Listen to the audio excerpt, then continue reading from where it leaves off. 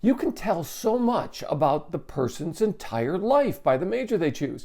You can tell whether they'll make a lot of money or not as much money. You can tell if they'll have a lot of student loan debt or how quickly or how slowly they'll be able to pay it off. You can even tell how likely they are to be happy with their career, all with an answer to the question, what's your major? Forrest Gump. Now, can you believe it? After only 5 years of playing football, I got a college degree. Congratulations, son.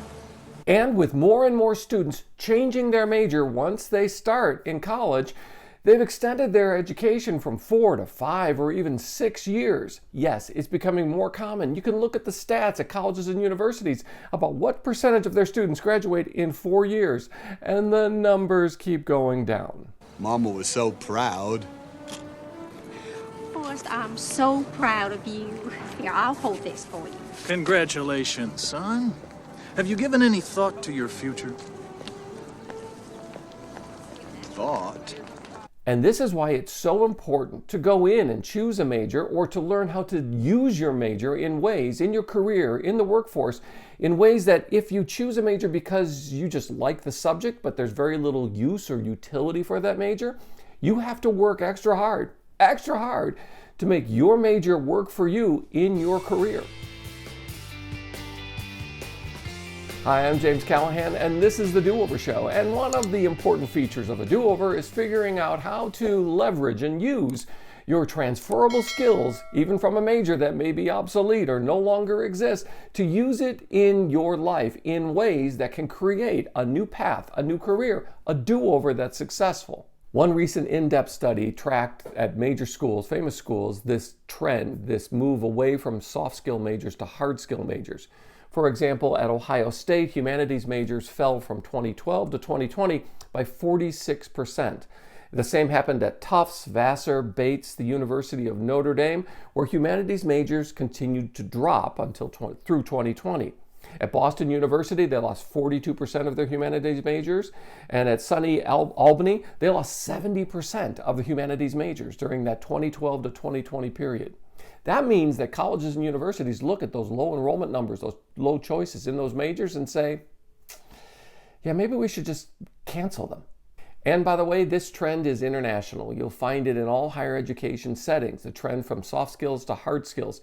It's been just as strong in Europe, for example, and in Asia in those educational circles. So it's not just something in the US. Billy, you got a kid in there that's got a degree in economics from Yale. You got a scout here with 29 years of baseball experience. You're listening to the wrong one. Yes, it's easy to have an opinion about the value of different majors in higher education. And we all do. You probably have 3. I have more than that. What you have going on, though, is a reevaluation of the significance of majors. Different than when you were taking a major, or if you're in higher education now, different than anyone who's giving you advice actually experienced or even thought of or contemplated when it came to the utility of your major. At the heart of how your major matters will be the question of lifelong earnings, how much you can expect, whether or not you have unrealistic expectations because you're going to do virtuous work so you think you're going to become a millionaire. There are certain majors that will never exceed $1 million in lifetime earnings, even college grads, even from Harvard. But you know that going in, and it's knowable. It's not communicated regularly in higher education, though. And I bet you when you look back on it, your advisor in your major probably never told you what you could expect to make through the course of your life. They can also tell you, and often don't, how happy, what kind of level of satisfaction you're likely to have when you do choose that major. You know, turning your degree into a career path and into a life is something that higher education is not very good at. I've done a video recently on how to make your major, how to make higher ed work for you, and you can check that video out here. But at the heart of it is the claim that higher education today doesn't give us relevance. It's not just, is it on the test, but rather, is this going to be part of my life? And fewer grads in their majors say that their major actually prepared them to do the work that they thought they would be doing because of their college major. But I've never thought it's higher education's responsibility to create a career for you. No, you go in, buyer beware, you know going in, or can know going in, what you're choosing and what difference it will make in your life. Now, many of us choose a degree because we're going to go to college anyway, so we choose something that we're going to enjoy. That's not a claim to utility or relevance.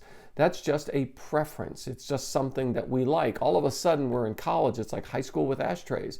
But the difference is the choices that we make there can have a significant impact on either the career path we take or the amount of work we have to add to our college degree to make our college degree relevant for a career and for our life.